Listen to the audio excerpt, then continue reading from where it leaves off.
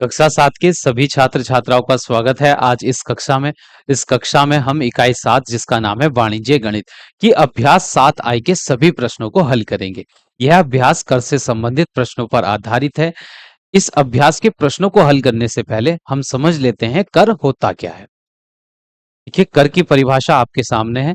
प्रत्येक राष्ट्र के द्वारा अपनी प्रजा के हित में अनेक कार्य करने होते हैं, जैसे देश की सुरक्षा हेतु सेना का रखरखाव, सड़क एवं पुल निर्माण, आम नागरिकों की चिकित्सा एवं शिक्षा की व्यवस्था करना आदि कार्य उस राष्ट्र के द्वारा किए जाते हैं अपनी प्रजा के लिए। अब इन कार्यों को करने के लिए उक्त कार्य हेतु धन की आवश्यकता होती है और धन का संग्रह कर लगाकर किया जाता है। इन कार्यों को करने के लिए धन की आवश्यकता होती है और उस धन को प्रजा पर कर लगाकर प्राप्त किया जाता है और इस प्रकार धन इकट्ठा करने की जो व्यवस्था है उसी को कर व्यवस्था कहते हैं। कर दो प्रकार के होते हैं, नंबर एक प्रत्यक्ष कर और नंबर दो होता है अप्रत्यक्ष कर। अब हम समझते हैं प्रत्यक्ष कर क्या है। तो सरकार द्वारा किसी व्यक्ति अथवा व्यक्ति समूह पर लगाया गया कर जो उसे सीधा प्रभावित करता है प्रत्यक्ष कर कहलाता है, जैसे आयकर, संपत्ति कर, उपहार कर। तो आयकर जैसे किसी व्यक्ति की आय एक निश्चित सीमा से अगर अधिक होती है, वार्षिक आय किसी व्यक्ति की या व्यक्ति समूह की एक निश्चित सीमा से अगर अधिक होती है तो उस अधिक आय पर सरकार द्वारा कर लिया जाता है जो उस व्यक्ति को या व्यक्ति समूह को सीधा प्रभावित करता है। और दूसरा कर है हमारा अप्रत्यक्ष कर। यह जो अप्रत्यक्ष कर है यह सभी गरीब हो या अमीर हो सभी को देना होता है और यह जो कर होता है अप्रत्यक्ष कर, इसमें आते हैं उत्पाद शुल्क, सर्विस टैक्स इत्यादि। इस प्रकार के कर की व्यवस्था में कर के भुगतान का जो उत्तरदायित्व होता है वह वस्तु के विक्रेता और सेवा प्रदाता की होती है। तो ये सरकार द्वारा जो अप्रत्यक्ष कर लिया जाता है इसको कौन देता है? इसको देता है किसी वस्तु को बेचने वाला विक्रेता। जैसे एक दुकानदार है, दुकानदार के पास बहुत सारी वस्तुएं होती हैं और वह अपने ग्राहकों को वस्तुएं बेचता है। ग्राहक जब उस दुकानदार से कोई वस्तु लेता है तो ग्राहक केवल उस वस्तु का मूल्य देता है और उसी मूल्य में अप्रत्यक्ष कर जुड़ा होता है। तो दुकानदार अपने ग्राहकों से उस वस्तु का मूल्य लेगा पर उस मूल्य में वस्तु के मूल्य के साथ साथ अप्रत्यक्ष कर भी जुड़ा होता है और वह अप्रत्यक्ष कर वह दुकानदार सरकार को देता है। तो इसमें लिखा है जैसे उत्पाद शुल्क, सर्विस टैक्स इत्यादि। इस प्रकार के कर की व्यवस्था में कर के भुगतान का उत्तरदायित्व वस्तु के विक्रेता या सेवा प्रदाता की होती है, परंतु वस्तु या सेवा के मूल्य में कर सम्मिलित रहता है। इस प्रकार क्रेता खरीदने वाला जो वस्तु या सेवा के मूल्य के साथ साथ अप्रत्यक्ष कर भी भुगतान विक्रेता को करना पड़ता है। इस प्रकार अप्रत्यक्ष कर का भार अंतिम उपभोक्ता जो वस्तु सेवा का उपयोग करता है उसे वहन करना पड़ता है।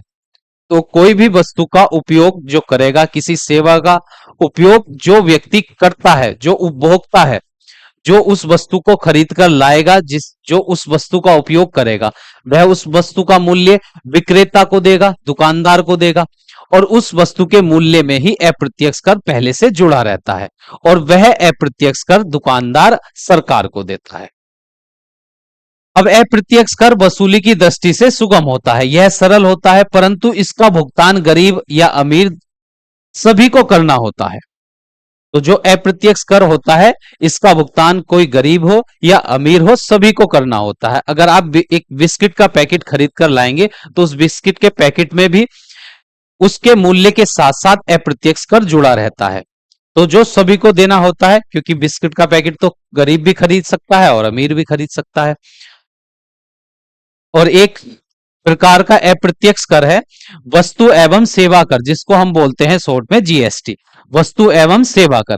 तो 1 जुलाई 2017 को पूर्ववर्ती अप्रत्यक्ष कर जैसे उत्पाद कर, सेवा कर, जैसे होटल में खाने में, बिजली बिल इत्यादि में राज्य द्वारा लगाए गए बिक्री कर को समाप्त करके केंद्र सरकार द्वारा एक नए अप्रत्यक्ष कर जिसे जीएसटी के नाम से जाना जाता है लागू किया गया।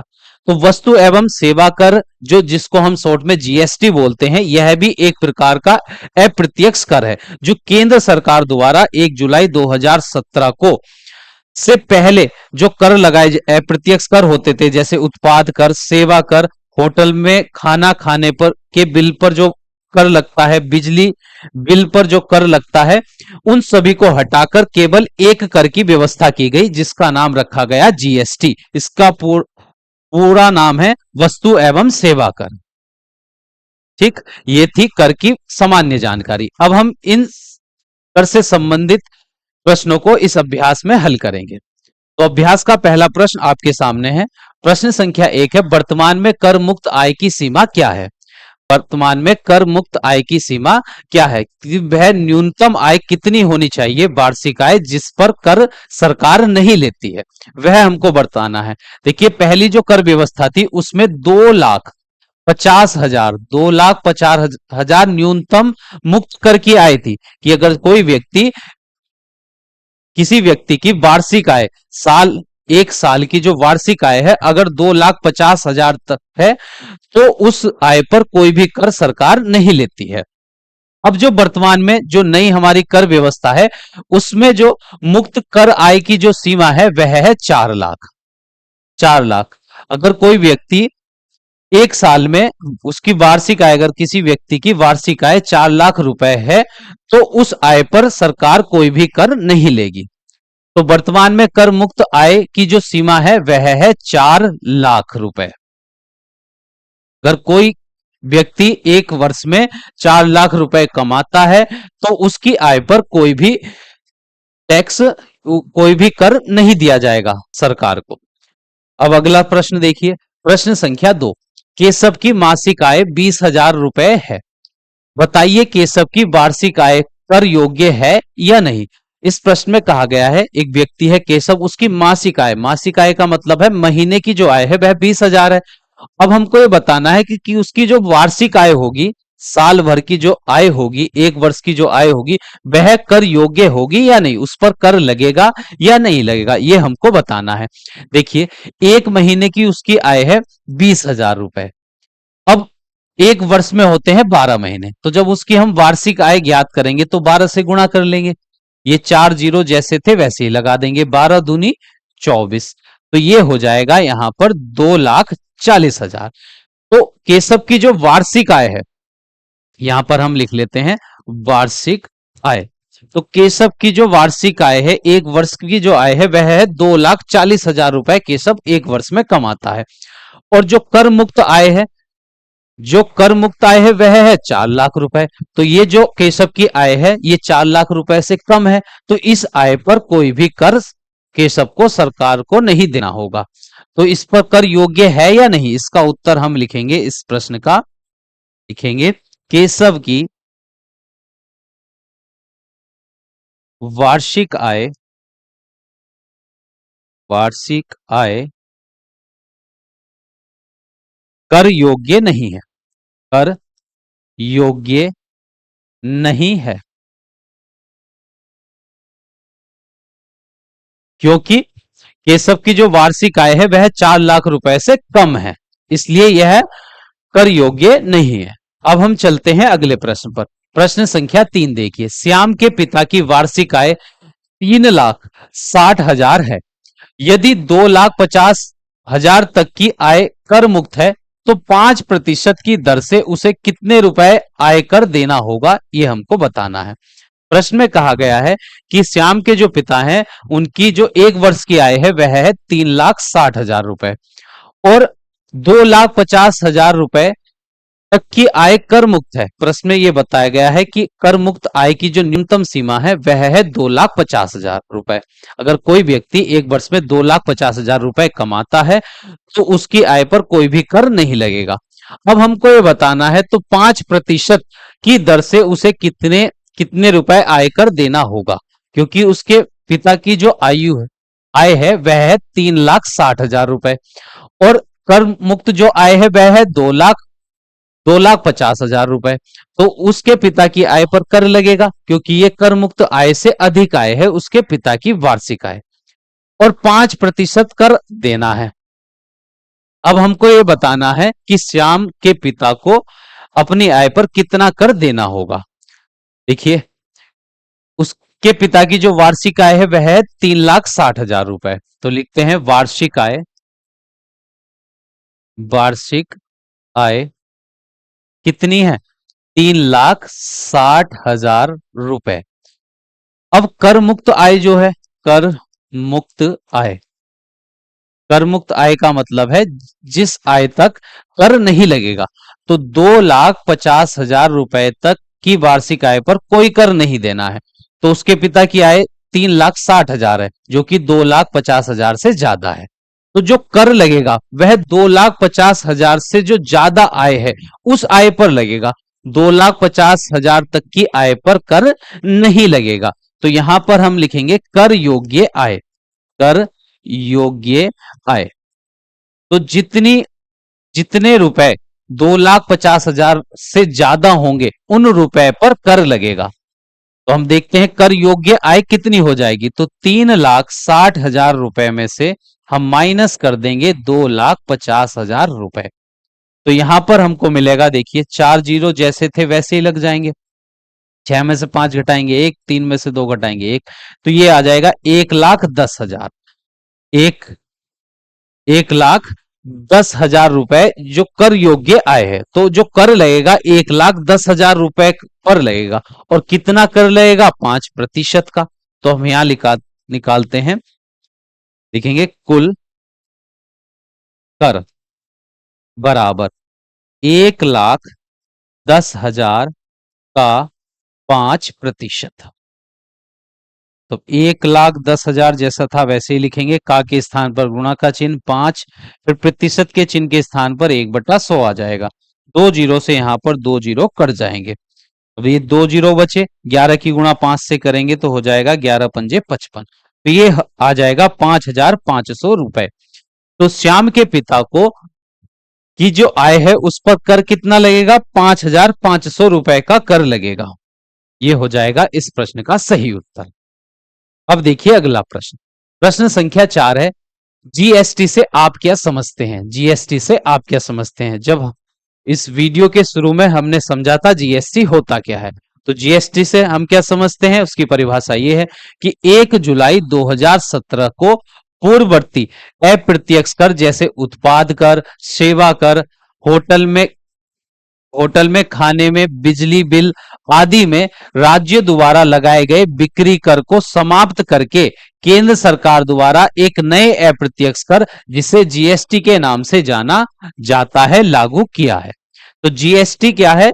एक अप्रत्यक्ष कर है जिसको केंद्र सरकार ने 1 जुलाई 2017 से पहले जो अप्रत्यक्ष कर थे जैसे उत्पाद कर, सेवा कर और बिजली बिल, इन और राज्य द्वारा जो लगाए गए बिक्री कर जो होते थे इन सभी को हटाकर उनके स्थान पर केवल एक कर की व्यवस्था की गई जिसका नाम रखा है GST, goods and service tax, वस्तु एवं सेवा कर। तो ये थी जीएसटी की परिभाषा। अब हम चलते हैं अगले प्रश्न पर। प्रश्न संख्या 5 देखिए, एक जोड़ी सैंडल का मूल्य 1,000 रुपए है। यदि उस पर 18% की दर से जीएसटी देना पड़ता है तो सैंडल खरीदने पर ग्राहक को कुल कितने रुपए देने पड़ेंगे? प्रश्न में कहा गया है कि एक जोड़ी सैंडल का जो मूल्य है वह 1,000 रुपए है, पर सैंडल की कीमत पर 18% का जीएसटी देना है, की दर से हमको जीएसटी देना पड़ता है। तो सैंडल खरीदने पर ग्राहक को कुल कितने रुपए देने होंगे ये हमको बताना है। देखिए, सैंडल की जो कीमत है की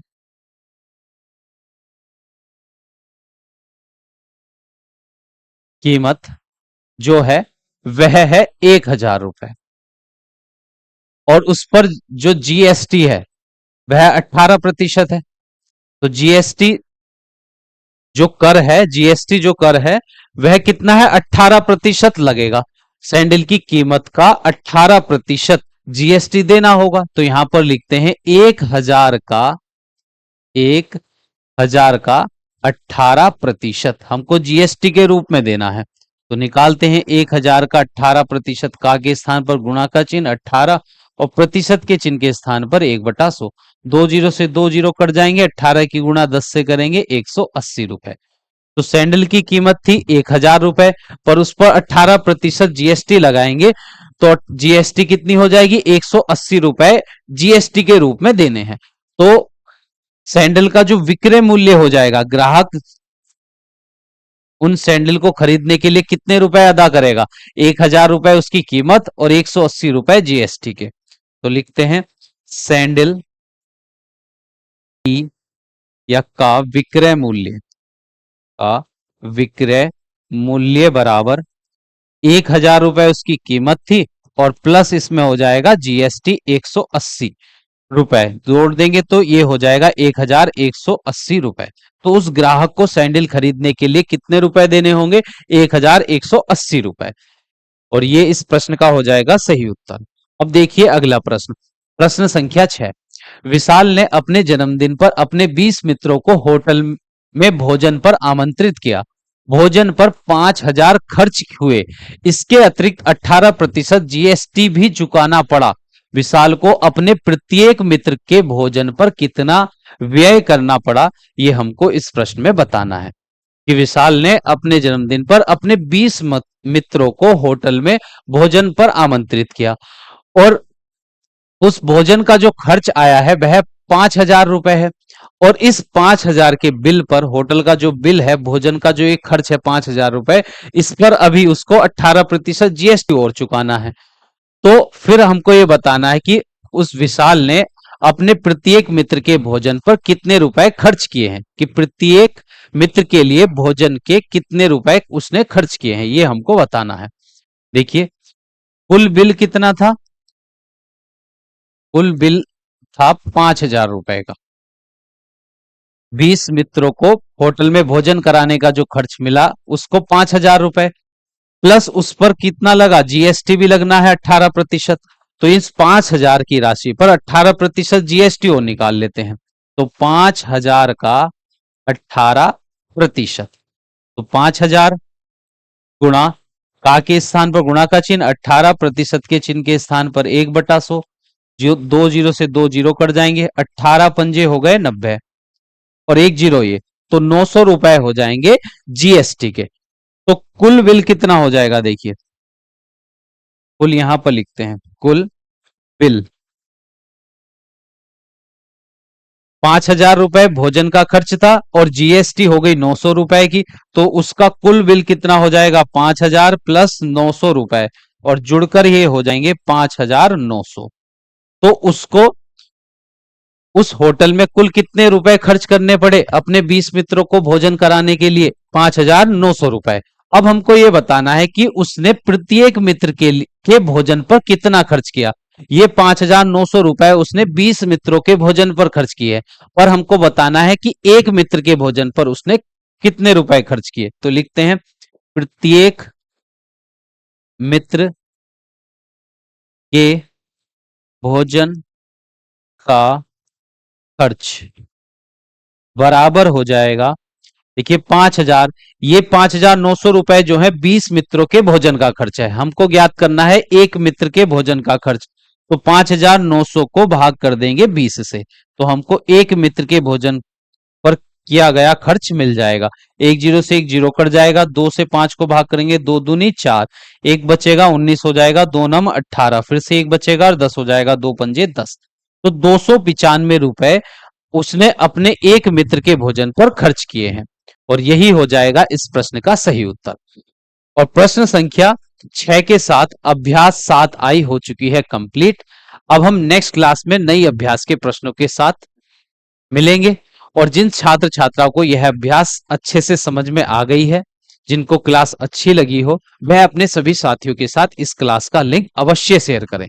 तो मिलते हैं नेक्स्ट क्लास में नई अभ्यास के प्रश्नों के साथ।